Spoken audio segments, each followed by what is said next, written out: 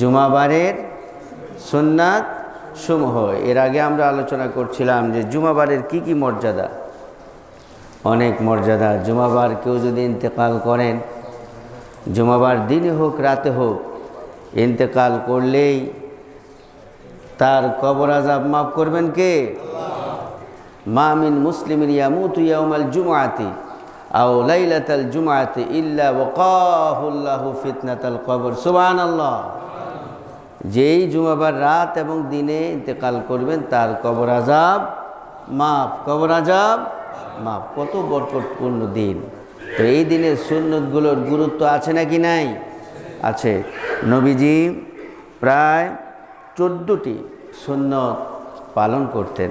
আমরা এখন এই জুমার দিনের 14টি সুন্নত প্রাণ ভরে শুনব, মন ভরে শুনব, সচেতন হয়ে শুনব, যেন প্রত্যেকটি জুমাবারে এই 14টি সুন্নাত আমরা পালন করতে পারি। বলি ইনশাআল্লাহ।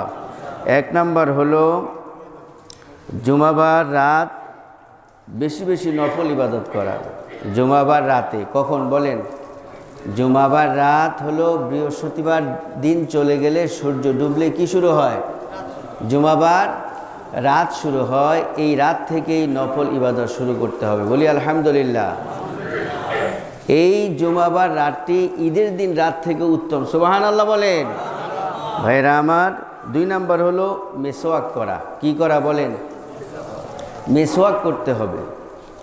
নবী করিম সাল্লাল্লাহু আলাইহি সাল্লাম প্রায় সময় মিসওয়াক করতেন। কি করতেন বলেন? নবীজি প্রায় সময় মিসওয়াক করতেন। قال النبي صلى الله عليه وسلم, নবীজি বললেন, লাউলা আনা শুক্কা আলা উম্মতি লা আমারতুহুম বিসওয়াক ইনদা কুল্লি সালাহ। নবীজি বললেন, আমার উম্মতের জন্য যদি কঠিন না হতো, আমার উম্মতের জন্য যদি শক্ত না হতো, কঠিন না হতো, তাহলে আমি আমার উম্মতদেরকে বলে দিতাম তোমরা প্রত্যেক নামাজের আগেই মিসওয়াক করো। সুবহানাল্লাহ বলেন। লাউলা আন আশুক্কা আলা উম্মতি লা আমারতুহুম বিসওয়াক ইনদা কুল্লি সালাহ। লাউলা আন আশুক্কা আলা উম্মতি, আমার উম্মতের উপর যদি কঠিন না হতো, নবীজি বলছেন, তাহলে আমি আমার উম্মতদেরকে বলতাম তারা যেন প্রত্যেক নামাজের আগে মিসওয়াক করে না, এটা ফরজ করে দিতেন। সুবহানাল্লাহ। সুতরাং আমাদের দায়িত্ব, নবীজি যদিও ফরজ করেন নাই আল্লাহর ওয়ার্ডারে, কিন্তু এটার গুরুত্ব আছে নাকি নাই? মজবুত একটা সুন্নাত। এজন্য নামাজের আগে কি করব? মিসওয়াক করব।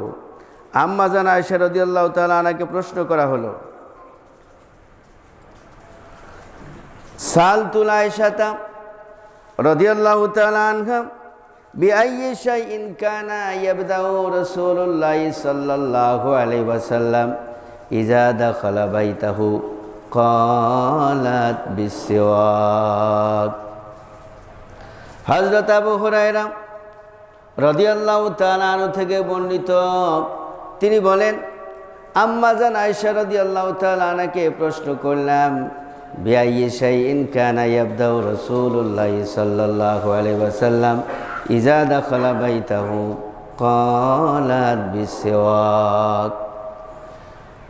সাহাবী প্রশ্ন করলেন আম্মা জান আয়েশা রাদিয়াল্লাহু তাআলা আনহাকে, ও আম্মা জান, আপনি বলে দেন রাসূল করিম সাল্লাল্লাহু আলাইহি ওয়াসাল্লাম যখন ঘরে প্রবেশ করতেন প্রথমে তিনি কি কাজ করতেন?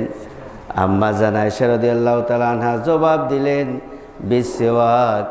ইযা দাখালা বাইতাহু ক্বালাত বিসওয়াক। সুবহানাল্লাহ। আম্মা জান আয়েশা রাদিয়াল্লাহু তাআলা আনহা বললেন, ও নবীর সাহাবী, বিশ্বনবী হযরত মুহাম্মদ সাল্লাল্লাহু আলাইহি ওয়াসাল্লাম যখন বাসায় প্রবেশ করতেন, সকাল সন্ধ্যায় দুপুরে রাতে যখনই নবীজি ঘরে প্রবেশ করতেন প্রথমে তিনি মিসওয়াক করতেন। ইজা দাখালা বাইতাহু ক্বালাত বিসওয়াক। নবীজি যত দূর থেকে আসুক, কাছ থেকে আসুক, ঘরে যে কোনো কাজ করার শুরুতেই নবীজি কি করতেন? মেসওয়াক করতেন। সুবহানাল্লাহ বলেন। এই জন্য ভাইয়েরা, প্রত্যেক নামাজের আগে মেসওয়াক করা সুন্নত, নবীজির মোহাব্বতের সুন্নত। আমাদেরকেও নামাজের আগে মেসওয়াক করতে হবে। সুবহানাল্লাহ করবেন তো ইনশাআল্লাহ। 3 নাম্বার হলো ফজরের নামাজ জামাতে আদায় করা। কি করা বলেন? ফজরের নামাজ জামাতে যার আদায় হবে তার দিনটি সারাদিন আল্লাহর জিম্মায় তিনি থাকবেন। কার জিম্মায়? যিনি ফজরের নামাজ জামাতে পড়বেন তিনি কার জিম্মায় থাকবেন? আল্লাহ তাআলার জিম্মায় তিনি থাকবেন। সুবহানাল্লাহ বলেন। আল্লাহর জিম্মায় যিনি থাকবেন তার আর কোনো ভয় আছে? নাই কোনো ভয়। সুবহানাল্লাহ বলেন। আমার ভাইরা, 4 নম্বর হলো জুমার দিনের 4 নম্বর সুন্নত হলো আতর মাখা। কি মাখা? আতর মাখা। নবী করিম সাল্লাল্লাহু আলাইহি ওয়াসাল্লাম প্রায় সময় তিনি আতর মাখতেন, কিন্তু তার কখনো জুমাবার মিস হতো না। সুবহানাল্লাহ।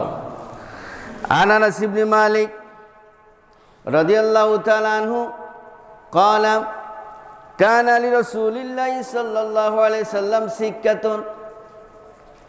আনাস বিন মালিক রাদিয়াল্লাহু তাআলা আনহু থেকে বর্ণিত, তিনি বলেন নবী করিম সাল্লাল্লাহু আলাইহি ওয়াসাল্লামের একটা আতর দানি ছিল।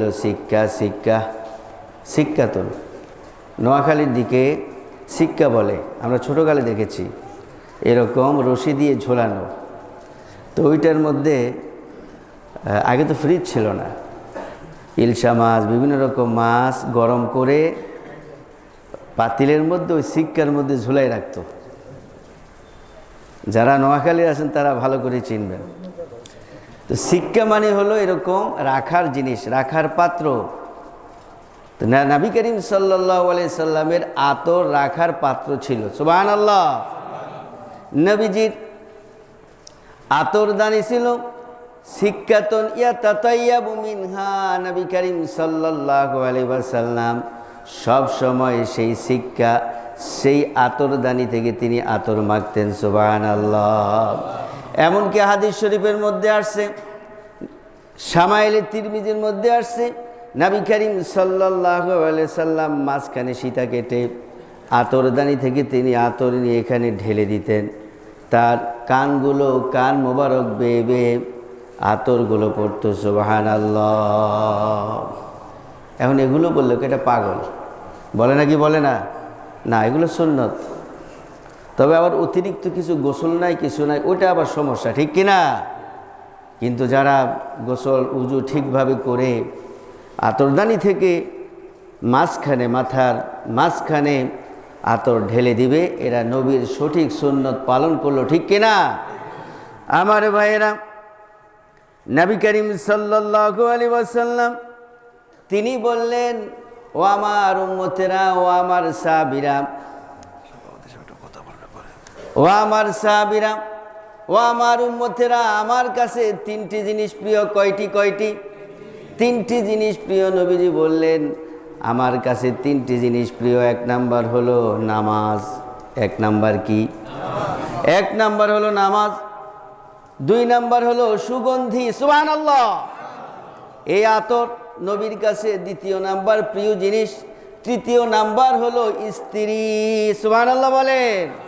নামাজ, সুগন্ধি, স্ত্রী। নবীজি বললেন পৃথিবীর মধ্যে শ্রেষ্ঠ প্রিয় জিনিস আমার 1 নাম্বার নামাজ। 1 নাম্বার কি? 2 নাম্বার সুগন্ধি আতর, 3 নাম্বার স্ত্রী।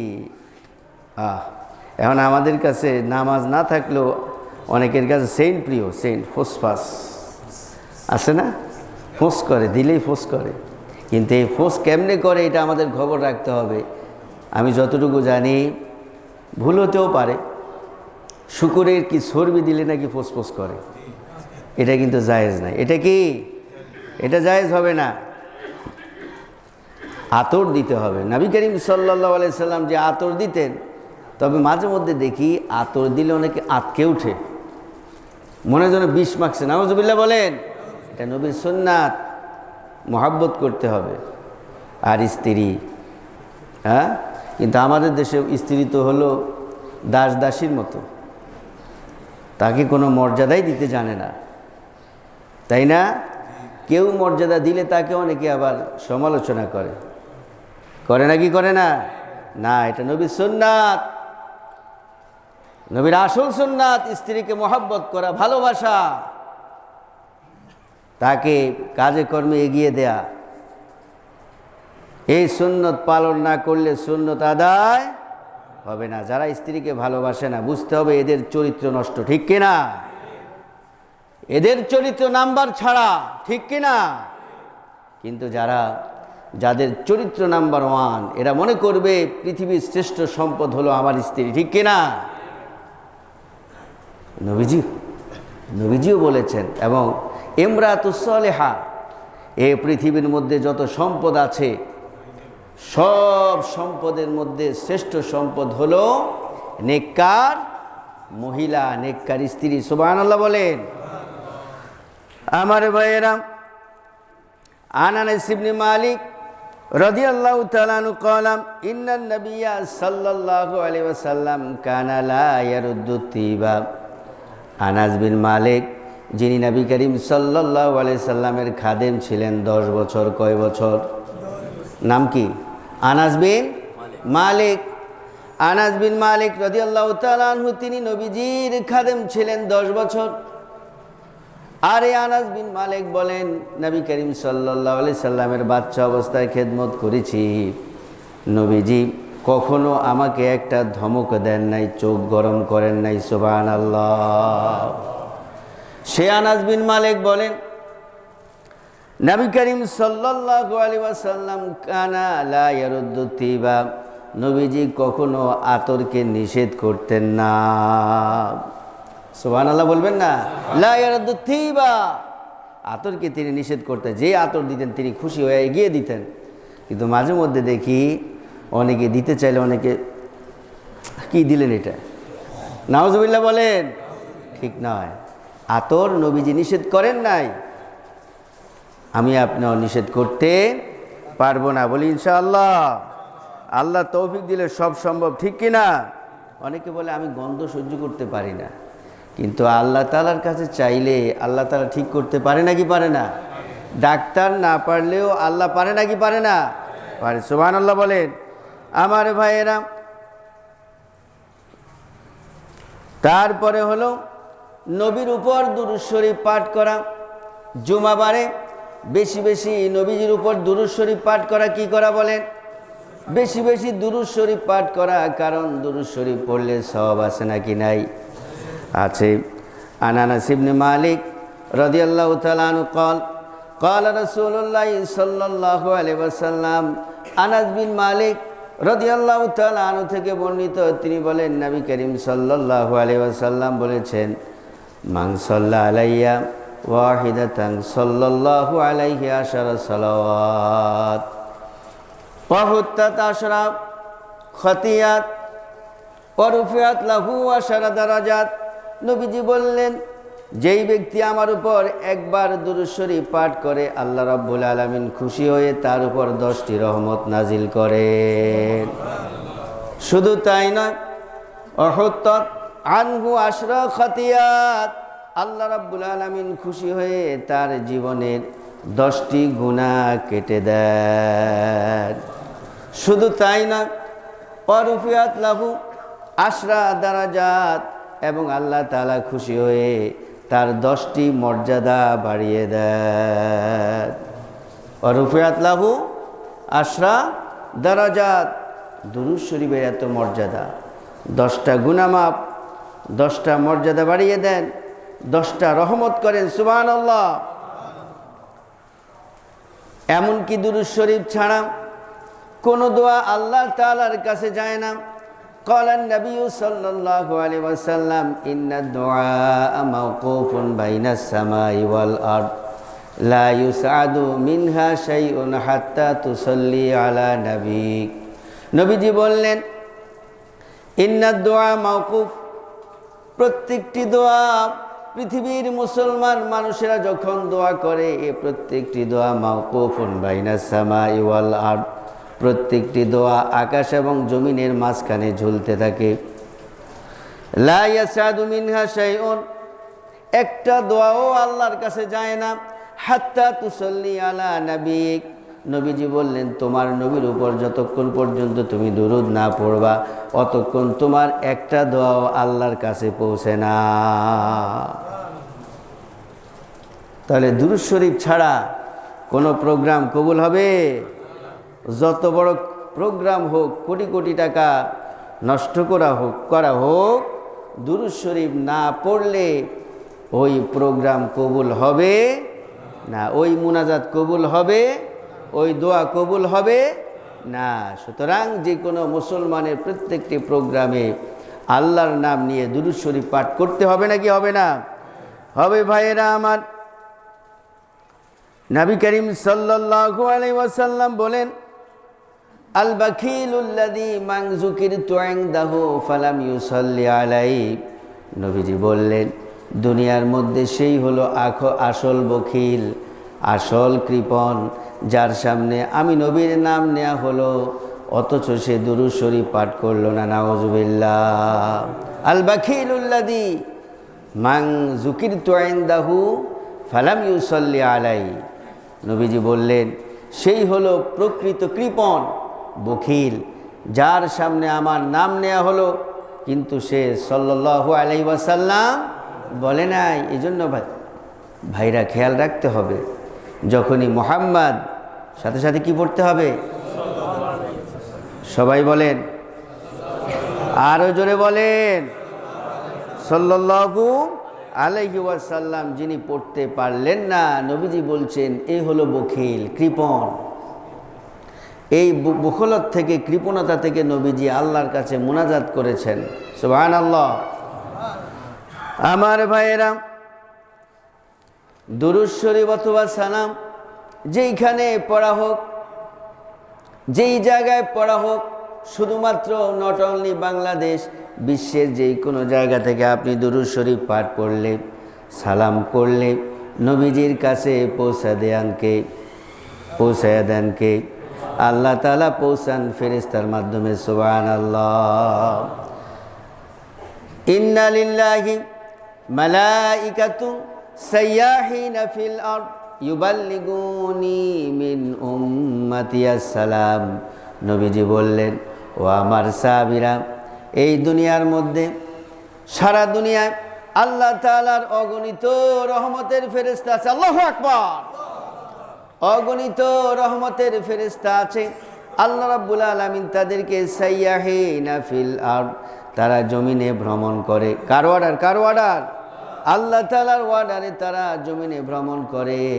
একটাই তাদের কাজ, সেই কাজ হলো উম্মতেরা যখন আমার উপর দুরূদ শরীফ পাঠ করে সালাম দেয়, ওই ফেরেশতারা আমি নবীর কাছে পৌঁছায়া দেয়। এখন দুরূদ পড়ছেন, সালাম দিছেন নবীকে, ওইটা কি আপনার কাছে আছে না নবীর কাছে গেছে? বুঝেন নাই কথা? আপনি যখন এখন নবীকে সালাম দিবেন, দুরূদ শরীফ পাঠ করবে, এটা কি আপনার কাছে থাকলো না নবীর কাছে গেছে গা? গেছে গা। বলার সাথে সাথে পৌঁছায়া দিছেন কে? আল্লাহ তাআলা ফেরেশতার মাধ্যমে। সুবহানাল্লাহ বলেন। আমার ভাইরা, এই জন্য জুমাবারে বেশি বেশি কি করতে হবে? দুরূদ শরীফ পাঠ করতে হবে। আল্লাহ রাব্বুল আলামিন আমাদেরকে বেশি বেশি দুরূদ শরীফ পাঠ করার তৌফিক দান করুক, বলি আমিন। 6 নাম্বার হলো তৈল মালিশ করা। কি করা বলেন? জুমাবারে 6 নাম্বার সুন্নত হলো তৈল মালিশ করা। সেটা হলো জয়তুনের তৈল। কি তৈল? ইয়াদ্দাহানু মিন দুহুনি। নবীজির আলাদা তৈলদানি ছিল, যেরকম আতরদানি এরকম কি ছিল? তৈলদানি ছিল। তিনি ইয়াদ্দাহানু মিন দুহুনি, এই তৈলদানি থেকে তিনি সবসময় তৈল ব্যবহার করতেন। সুবহানাল্লাহ বলেন। 7 নাম্বার হলো সুন্দর জামা পরা। কি করা বলেন? সুন্দর থেকে জামা পরা, পরিষ্কার পরিচ্ছন্ন জামা পরা। কারণ ইন্নাল্লাহা জামিলুন ইউহিব্বুল জামাল, আল্লাহ রাব্বুল আলামিন নিজে সুন্দর, তিনি সুন্দরকে পছন্দ করেন। সুবহানাল্লাহ। 8 নাম্বার হলো মসজিদে পায়ে হেঁটে আসা। সুন্নাত কি করা বলেন? পায়ে হেঁটে আসার সুন্নাত নবীজি বললেন ওয়ামাশা ওয়ালাম ইয়ারকাব ওয়াদানা মিনাল ইমাম, যারা মসজিদে পায়ে হেঁটে আসে কদমে কদমে সব দেন কে? সুবহানাল্লাহ বলেন। 9 নাম্বার হলো মানুষকে ডিঙ্গিয়ে সামনে না আসা, উত্তুখেজা জিস্তানিলা জাহান্নাম, যারাই জুমাবারে বিশেষ করে মানুষদেরকে ডিঙ্গিয়ে পিছন থেকে সামনে আসে এদেরকে জাহান্নামের পুল বানানো হবে, নাউজুবিল্লাহ। এই জন্য যারা আগে আসবে তাদের দায়িত্ব হলো সামনের গ্যাপগুলো পূরণ করে বসা, কিন্তু যারা পূরণ করে বসবেন না তাদের কারণে যারা পিছন থেকে সামনে আসতে বাধ্য, আপনাদের গুনাহ হবে যারা সামনে বসছেন কিন্তু খালি জায়গা রেখে। এই জন্য বসতেই খালি জায়গা পূরণ করে বসতে হবে। তারপরে 10 নম্বর হলো সূরাতুল কাহাফ পড়া। সূরাতুল কাহাফ পড়া কি করা বলেন? এই জুমাবার সূরাতুল কাহাফ পড়লে অনেক সওয়াব, এবং কঠিন হাসরের ময়দানে যেই দিন কোনো উপায় থাকবে না সেই দিনে সূরা কাহাফ পাশে দাঁড়িয়ে যাবে, সুবহানাল্লাহ। এইভাবে করে 11 নম্বর হলো মসজিদে আগে আসা। কি করা বলেন? আগে আসতে হবে। ওয়াবাক্কারা ওয়াবতাকারা, সকাল সকাল অন্য কোনো প্ল্যান প্রোগ্রাম না রেখে যারা আজকে আগে চলে এসেছেন তাদের উপর খুশি কে হয়েছেন? সওয়াব কে দিয়েছেন? আল্লাহ তাআলা তাদেরকে সওয়াব দিয়েছেন। এবং এসেই দুখুলুল মসজিদ পড়া। 12 নম্বর হলো 2 রাকাত এমনি না বসে আগে 2 রাকাত নামাজ পড়ে তারপরে বসা, সুবহানাল্লাহ বলেন। 13 নম্বর হলো বেশি বেশি দোয়া করা। জুমাবার দোয়া কবুলের দিন, সারাদিন দোয়া কবুল হয়, তবে আসর থেকে মাগরিব পর্যন্ত বেশি দোয়া কবুল হয়। এই জন্য আমরা চেষ্টা করব সারাদিন কি করতে বলেন? দোয়া করতে চেষ্টা করব। 14 নম্বর হলো চুপ থেকে খুতবা শোনা, অর্থাৎ ওয়াজগুলো শোনা। এই যে এখন বাংলা ওয়াজ, তারপরে আরবি, সবগুলো একদম ওয়াস্তামা ওয়ালাম ইয়ালগু, মনে প্রাণে কান খাড়া করে শুনবি ইমাম সাহেব কি জানি বলছে, খতিব সাহেব কি জানি বলতেছে, বোঝার চেষ্টা করলে রহমত করবেন কে? বরকত করবেন কে? আলহামদুলিল্লাহ। ভাইয়েরা, এই 14টি সুন্নাত নবীজি পালন করতেন জুমাবারে। আমরাও চেষ্টা করব 14টি সুন্নাত পালন করতে। রাজি আছেন সবাই? কারা কারা রাজি আছেন হাত তুলে দেখান। লিল্লাহি তাকবীর, লিল্লাহি তাকবীর। আল্লাহ তাআলা আমাদেরকে এই 14টি সুন্নাত আমল করার তৌফিক দান করে বলি আমিন। সম্মানিত ভাই সব, আমাদের সম্মানিত মাননীয় সভাপতি সাহেব কিছু গুরুত্বপূর্ণ কথা বলবেন, আমরা আমল করার নিয়ত শুনবো বলি ইনশাআল্লাহ।